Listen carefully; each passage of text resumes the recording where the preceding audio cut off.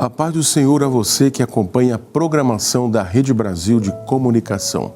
Seja bem-vindo ao programa Teologia Viva. No episódio de hoje, falaremos sobre Jesus Cristo e as Escrituras. Fique conosco. O programa Teologia Viva está começando.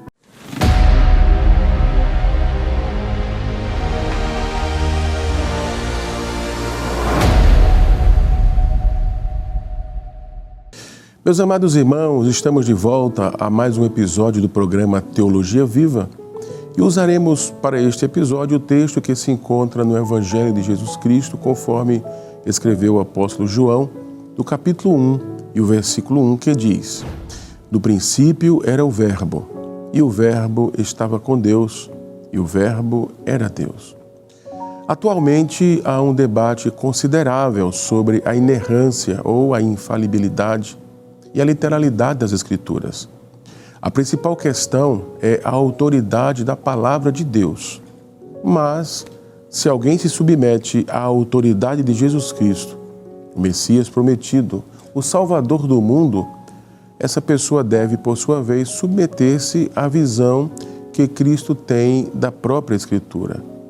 Qualquer um e todo aquele que afirme ser cristão, um crente sob a autoridade de Cristo, deve manter a mesma visão que ele teve. E qual foi a visão de Cristo? Jesus nunca menosprezou as Escrituras, como fazem alguns críticos modernos, ou as pôs de lado, como fizeram os líderes judeus dos seus dias com as suas tradições orais. Ou ainda as criticou, embora tenha criticado aqueles que fizeram uso indevido delas.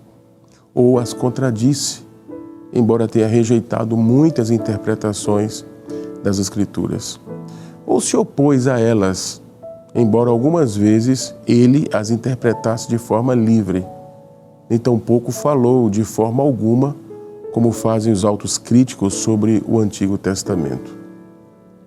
Como afirmou Louis Gossen em sua obra The Plenary Inspiration of the Holy Scriptures, a inspiração plenária das Sagradas Escrituras. Não temos medo de dizê-lo. Quando ouvimos o Filho de Deus citar as Escrituras, tudo é dito. Em nossa opinião, quanto à sua inspiração divina, não precisamos de mais testemunho. Todas as declarações da Bíblia são, sem dúvida, igualmente divinas. Mas este exemplo do Salvador do mundo resolveu a questão imediatamente. Esta prova não requer pesquisas longas, nem eruditas. É agarrada pela mão de uma criança tão poderosamente como pela mão de um doutor. Se então alguma dúvida perturbar a sua alma, deixe-a contemplá-lo nas presenças ou na presença das Escrituras. Fecha aspas. Jesus conhecia as Escrituras minuciosamente, até as palavras e os tempos dos verbos. Obviamente, memorizou grande parte dela ou conhecia-as instintivamente, conforme João capítulo 7, versículo 15, que diz: E os judeus maravilhavam-se, dizendo: Como sabe este letras, não as tendo aprendido? Ele acreditava no cumprimento de todas as palavras da Escritura, como também nas profecias sobre ele mesmo, conforme Mateus capítulo 26, versículos 53 a 56, também Lucas, capítulo 24, 25 ao 27, e João, capítulo 5, versículos 39 ao 47. Ele acreditava que o Antigo Testamento relatava fatos históricos. Isso é muito claro, mesmo que desde a criação, conforme Gênesis, capítulo 2, versículo 24, e Mateus, capítulo 19, versículos 4 e 5 em diante, muito do que ele acreditou há muito tem sido atacado pela crítica como sendo uma mera ficção. Alguns exemplos de fatos históricos, por exemplo, Lucas, capítulo 11, versículo 51, a existência de Abel como uma pessoa real. Mateus, capítulo 24, versículos 37 ao 39, sobre Noé e o relato do dilúvio. Lucas, capítulo 17, versículos 26 e 27, João capítulo 8, versículos 56 e 58, sobre a existência de Abraão como sendo real. Mateus capítulo 10, versículo 15 Mateus capítulo 11, 23, 24, Lucas 10 e 12, falam sobre a existência das cidades de Sodoma e Gomorra. Ainda em Lucas capítulo 17, versículos 28 ao 32, sobre a existência de Ló e sua família.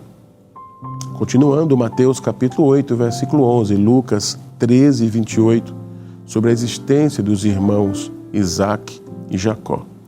João capítulo 6, versículo 31, os versículos ainda 49 e o 58, sobre a providência do maná. João capítulo 3, versículo 14, sobre o fato da serpente que foi levantada no deserto. Mateus capítulo 12, versículos 39 ao 41, sobre o chamado e os acontecimentos com Jonas.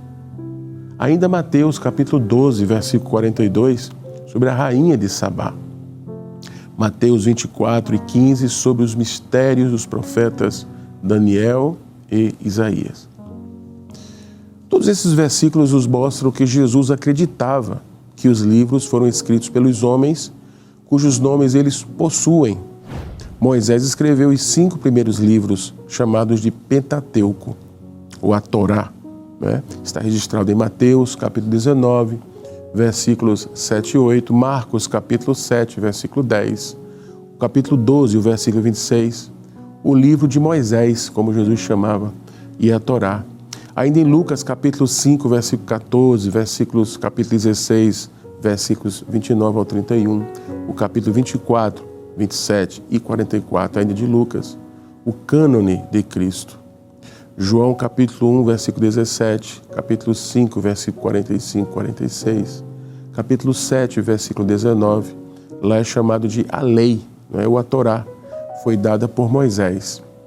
Jesus Cristo ainda diz que graça e verdade vieram por Jesus Cristo. Isaías escreveu o livro que leva o seu nome. Marcos capítulo 7, versículo 6 ao 13, João capítulo 12, versículo 37 ao 41. Jonas escreveu o livro que leva o seu nome, Mateus capítulo 12, versículos 39 ao 41.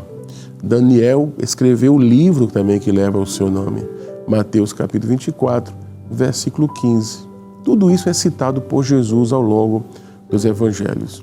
E ele cria que o Antigo Testamento foi pronunciado pelo próprio Deus, ou escrito pela inspiração do Espírito Santo, embora a pena fosse segurada pelos homens. Mateus capítulo 19, versículos 4 e 5, ainda capítulo 22 e 31, versículos 32 e 43, o Evangelho conforme Marcos capítulo 12 e o versículo 26, e ainda Lucas capítulo 20, versículo 37. Jesus asseverou que as Sagradas Escrituras eram mais poderosas do que os milagres por ele mesmo realizados. Lucas capítulo 16 e os versículos 29 e também o 31. Jesus citou as Escrituras ao vencer Satanás na provação do deserto. As Escrituras do Antigo Testamento eram o árbitro em cada disputa. Mateus capítulo 4, Lucas capítulo 16, versículos 29 ao 31. Ele ainda citou as Escrituras como base para o seu ministério, conforme Mateus capítulo 7, versículo 12, capítulo 19, versículos 18 e 19, capítulo 22, versículo 40, Marcos capítulo 7, versículos 9 e 13, e ainda o capítulo 10 e o versículo 19. Lucas capítulo 18, versículo 20, capítulo 12 de Marcos, versículos 24 e o 29 ao 31. Deu advertência contra os ensinos sagrados transmitidos por algo diferente, adicionando ou subtraindo algo deles. Jesus observava as adições que os líderes judeus do seu tempo tinham feito com base nas suas tradições orais, conforme Mateus capítulo 5 e o versículo 17, capítulo 15, versículo 19, capítulo 22, versículo 29, capítulo 5, versículos 43, 44, depois em Marcos capítulo 7, versículos do 1 ao 12.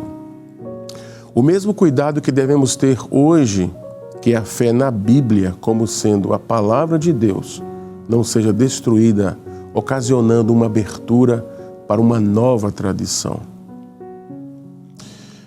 O julgamento de todos os homens no último dia será feito por Jesus como Messias e Rei, com base na sua infalível palavra, assentada em escritos feitos por homens falíveis, guiados pelo infalível Espírito Santo. Confirme isso em Mateus capítulo 25, versículo 31, João capítulo 5, versículos 22 ao 27 e ainda capítulo 12, versículo 48. Depois em Romanos capítulo 2 e o versículo 16. O Novo Testamento veio à existência ao enviar o Espírito Santo. O próprio Jesus nunca escreveu uma palavra da Escritura, embora ele próprio seja a palavra de Deus. A gente pode ver em João no capítulo 1, como lemos. Homens falíveis receberam a tarefa de escrever a palavra de Deus, guiados pelo infalível Espírito Santo. As palavras dos apóstolos tinham a mesma autoridade que as palavras de Cristo, conforme Mateus capítulo 10, versículos 14 e 15, Lucas capítulo 16, capítulo 10, versículo 16, João capítulo 13, versículo 20, ainda capítulo 14 e 22, capítulo 15, 26 e 27 e capítulo 16, 12 ao 47. Concluímos mostrando que Jesus deu grande consideração aos escritos sagrados, escritos por homens, mas sendo a infalível palavra de Deus. Mesmo alguns líderes e escritores religiosos confessarem aceitar as Escrituras como palavra de Deus, o demérito que atribuem à autoridade, à historicidade, à inspiração e à inerrância das Escrituras contrariam esse fato. Podem até ensinarem e se declararem bíblicos, mas muitas de suas declarações estão em desacordo com as do Mestre Jesus. Um fato muito importante: Jesus não só creu, mas também obedeceu às Escrituras como sendo a palavra de Deus e viveu sujeito à lei e à autoridade dessa palavra. Jesus estava sujeito à palavra de Deus e não à do homem, caso fosse apenas uma compilação humana, errante e casual. Ele demonstrou satisfação em fazer tudo conforme estava escrito, como recebendo uma ordem direta de Deus, relacionada às profecias do Antigo Testamento e também asseverada pelos profetas. Você pode confirmar isso em Mateus capítulo 11, versículo 10, capítulo 26, 24, os versículos 53 a 56, ainda em Marcos capítulo 9, versículos 12 e 13, ainda em Lucas capítulo 4, versículo 17 ao 21, como também capítulo 18, versículos 31 ao 33, capítulo 22, versículo 37, capítulo 24, versículos 44 ao 47. Jesus poderia fazer questionamentos ao que os homens haviam escrito e talvez escrever um novo conjunto de regras, as quais teriam o mesmo valor como palavra de Deus, mas não o fez. Apenas cumpriu, sem questionamentos, o que os homens já haviam escrito. Que ao lermos isso possamos seguir esse exemplo de forma sensata e adotar a mesma atitude de Jesus, tornando-nos sujeitos à revelação de Deus por meio da sua palavra escrita, viva, infalível e eterna. Em tudo isso vemos os propósitos de Deus ao criar todas as coisas. As Sagradas Escrituras são o meio pelo qual Deus se revela aos homens. Tudo o que nelas está escrito tem como propósito primaz revelar sua pessoa. Assim, Deus quis se revelar por meio da sua Escritura, da sua criação e da palavra escrita também, a qual fala sobre a sua pessoa. No Evangelho, conforme escreveu João, capítulo 1, versículos do 1 ao 3, nós lemos: no princípio era o Verbo, e o Verbo estava com Deus, e o Verbo era Deus. Ele estava no princípio com Deus. Todas as coisas foram feitas por ele, e sem ele, nada do que foi feito se fez. Quando lemos a continuidade desse texto, descobrimos que esse verbo é uma pessoa e essa pessoa é Jesus Cristo. Portanto, a Bíblia nos revela que Deus fez tudo por meio de seu Filho. Sendo assim, já recebemos a revelação de quem é o Criador. O Criador e o homem da cruz são a mesma pessoa.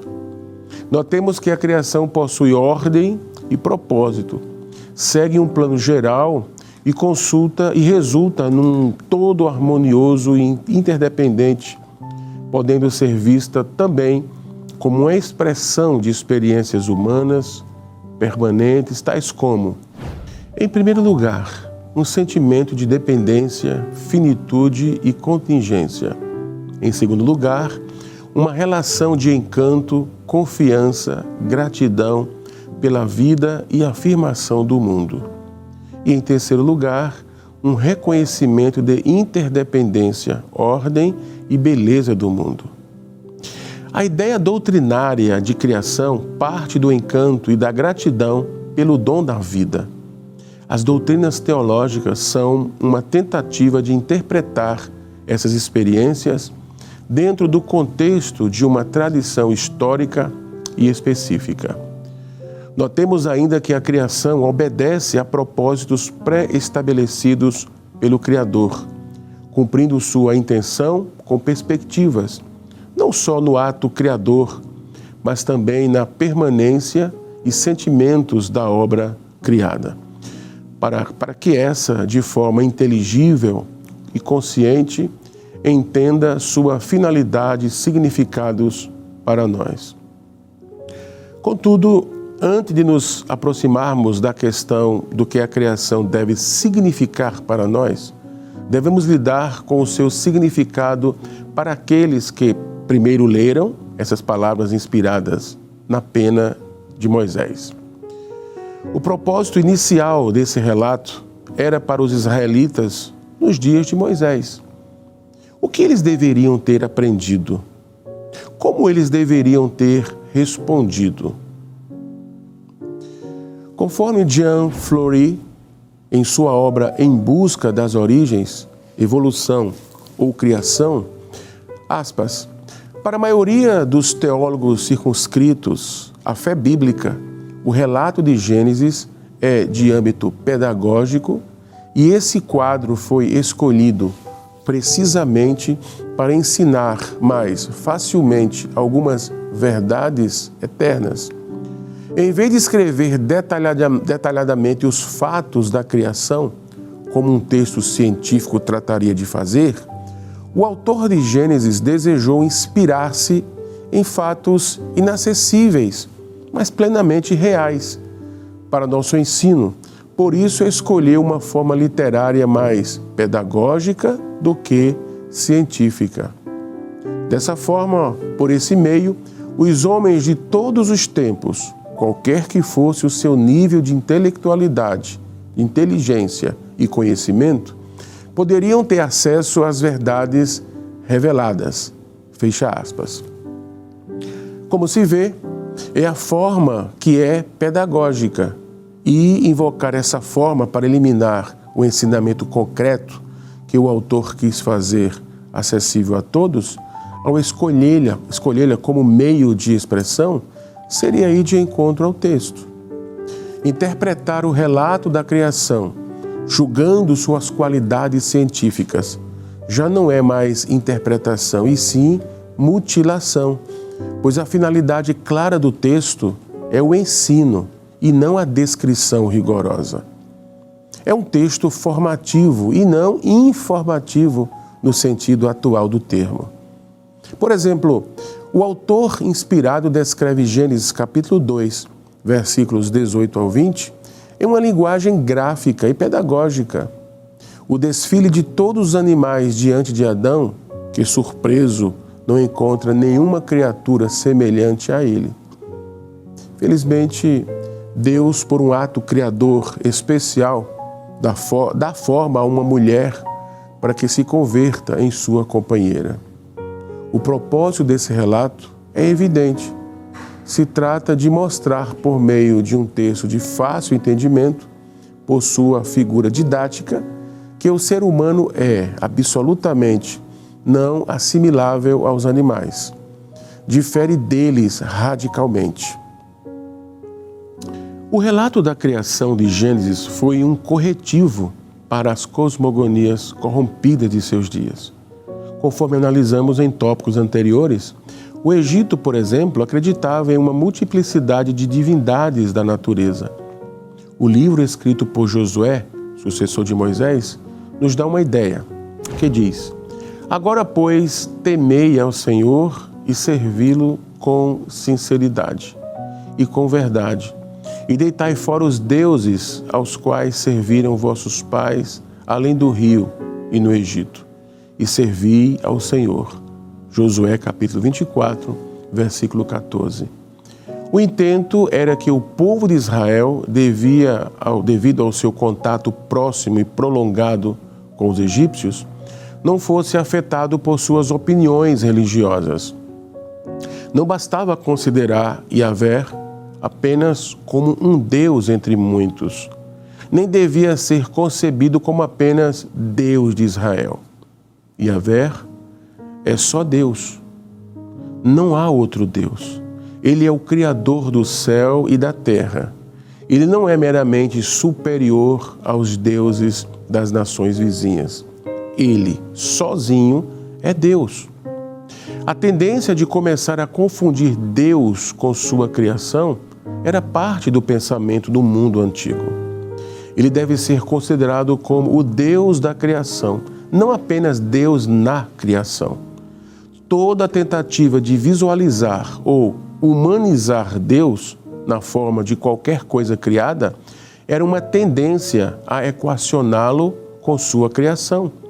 Isso foi o que aconteceu com o bezerro de ouro de Arão, conforme a ideia panteísta. Assim dizia o professor Adalto Lourenço, o qual Deus o recolheu: Deus não necessita de absolutamente nada de tudo aquilo que ele criou para a sua existência. O relato da criação descreve o caráter e os atributos de Deus, sua soberania e também o seu poder, distinguindo-se das cosmogonias de outros povos antigos. Não há uma disputa por posições entre divindades em Gênesis capítulo 1. Deus não disputa com forças opostas para criar o universo, a terra e o homem. Deus cria com um simples comando: haja, e a ordem e progresso. Deus não experimenta, não ensaia, mas habilmente modela a criação com seu desígnio onisciente. Diante de sua autoridade e poder, é impressionante sua transcendência, mas também nos impressiona sua imanência. Contudo, Deus não é uma força cósmica distante, mas um Deus pessoal e sempre presente. Isso se reflete no fato de que ele cria o homem à sua imagem, conforme a sua semelhança. Nesse contexto, o homem é criado como um reflexo de Deus. E disse Deus: façamos o homem à nossa imagem, conforme a nossa semelhança. E domine sobre os peixes do mar, e sobre as aves dos céus, e sobre o gado, e sobre toda a terra, e sobre todo o réptil que se move sobre a terra. E criou Deus o homem à sua imagem. A imagem de Deus o criou. Homem e mulher os criou. E Deus os abençoou, e Deus lhe disse: frutificai e multiplicai-vos, e enchei a terra, e sujeitai-a, e dominai sobre os peixes do mar, e sobre as aves dos céus, e sobre todo o animal que se move sobre a terra. Gênesis, capítulo 1, versículos 26 ao 28. Já no capítulo 2, Deus deu a Adão uma tarefa significativa e uma contrapartida como ajudante. No terceiro capítulo, aprendemos que Deus se comunicava diariamente com o homem no jardim. E ouviram a voz do Senhor Deus que passeava no jardim pela viração do dia. E esconderam-se Adão e sua mulher da presença do Senhor Deus entre as árvores do jardim. Gênesis, capítulo 3 e o versículo 8. A doutrina da criação revela a eternidade de Deus, descreve sua atividade no início do tempo, do ponto de vista humano, claro. Enquanto outras criações são vagas ou erradas sobre a origem de seus deuses, o Deus de Gênesis é eterno. Outra das grandes revelações e propósitos da doutrina da criação é mostrar a bondade de Deus. A criação não ocorreu em um vácuo moral. A moralidade foi revelada na criação. Repetidamente, a expressão "era boa" é encontrada. O adjetivo boa implica não apenas utilidade e conclusão, mas valor moral. Aqueles que defendem as visões ateístas da origem da Terra não veem nenhum sistema de valores além do que é mantido pelas maiorias ou pela maioria das pessoas. A bondade de Deus é refletida em sua criação, que em seu estado original era boa. Deus é um ser moral e o sentimento de moralidade encontrado no homem demonstra que este foi criado por aquele.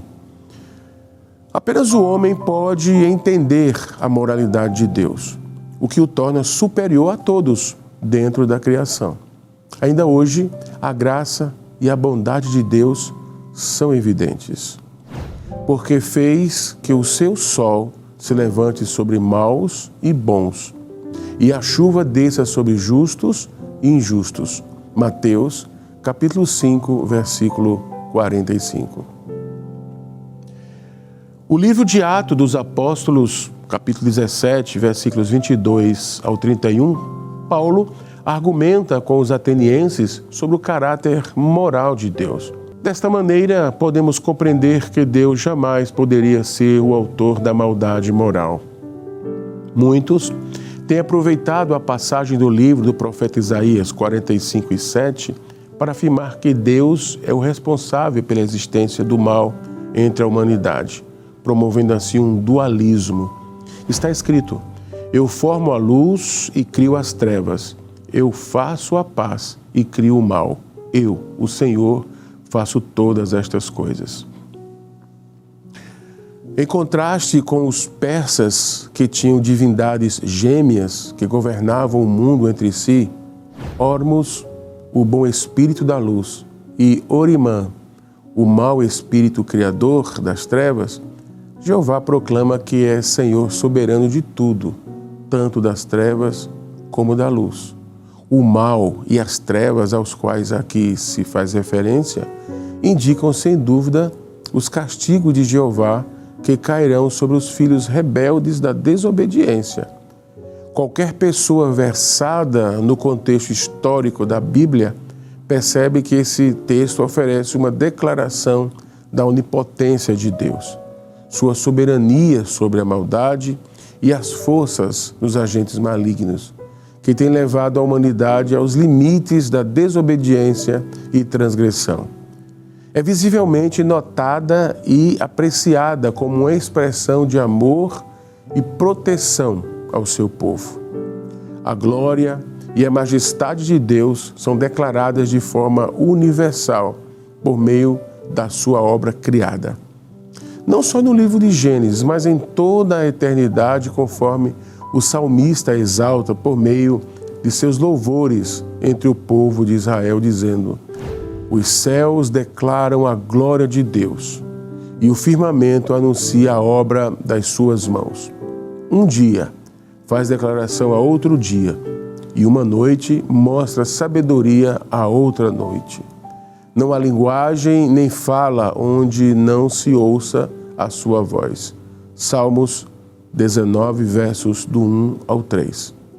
Diante do exposto, tendo Deus planejado todo o seu propósito criacional, é evidente que o motivo para criar teve, necessariamente, sua origem e objeto no Criador pré-existente, e não na criatura existente.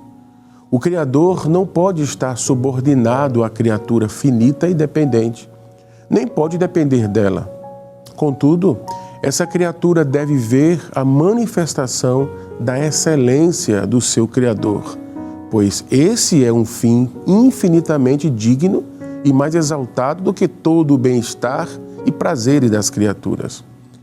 Nada pode exaltar tanto a criatura e tornar-se fonte da sua felicidade e prazeres, quanto o fato de que Deus fez dela um meio de promover a sua glória como Criador infinito e testemunha da sua soberania. Por isso, propor Deus como o fim principal da criação é o penhor mais seguro do progresso da criatura em excelência e bem-aventurança. Se existimos, é para a glória de Deus. A Bíblia, desde o Gênesis ao Apocalipse, afirma que é a palavra de Deus verbalmente inspirada, tendo sido sempre considerada como tal pelos judeus no tocante ao Antigo Testamento e também pelos cristãos. Jesus afirmou que as suas palavras são mais sólidas e duradouras do que os próprios céus e a terra. A palavra do Criador é digna de toda a confiança, porque assim é. A Bíblia nunca se coloca no domínio da pura interpretação subjetiva de fatos. Bem pelo contrário, a validade das mais importantes doutrinas da Bíblia apoiam-se em fatos objetivos: criação, queda, dilúvio global, dispersão, alianças, êxodo, nascimento, morte e ressurreição de Jesus, cuja explicação só pode ser encontrada não na regularidade das leis naturais, mas na ação extraordinária de Deus, o qual também criou essas leis. Na Bíblia, os fatos são importantes porque mostram a ação providencial de Deus na história humana, e as doutrinas são dignas de crédito, precisamente porque se apoiam em fatos objetivos e não em mitos ou fábulas engenhosas. Na Bíblia é claro que os milagres de Jesus são autênticos e testemunham da sua qualidade de Criador. A ressurreição física de Cristo é igualmente um fato histórico concreto, sem o qual a fé não tem sentido. Tentar desmistificar ou encontrar explicações científicas para esses ou outros milagres que a Bíblia relata é passar totalmente ao lado da verdade fundamental que a Bíblia visa transmitir, que é: o universo foi criado por um Deus pessoal que intervém ativamente na história do homem, criado à sua imagem conforme a sua semelhança, e que, por causa do pecado da humanidade, encarnou na pessoa de Jesus Cristo para redimir o mundo por meio da sua morte e também da sua ressurreição. Se os fatos mencionados pelo relato bíblico não são verdadeiros, a história da salvação deixa de ter sentido. Isso mesmo sustentou o apóstolo Paulo. Aspas, se Cristo não ressuscitou, logo é vã a nossa pregação e também é vã a vossa fé. Portanto, achegar-se à doutrina da criação com admiração é totalmente correto e adequado. Não é uma questão de buscar um entendimento científico ou teológico, mas permitir que a grandeza da ação criativa de Deus preencha cada vez mais a nossa existência. Por hoje ficamos por aqui. Para mais informações sobre este assunto, consulte o livro A Doutrina da Criação, uma perspectiva científico-bíblica, publicado pela editora Bereia, onde você encontra também no site www.livrariabereia.com.br. No próximo episódio falaremos sobre a importância da doutrina da criação para a Igreja e os resultados de não crer na criação como doutrina, onde também finalizaremos essa temporada. Ore comigo nesse momento.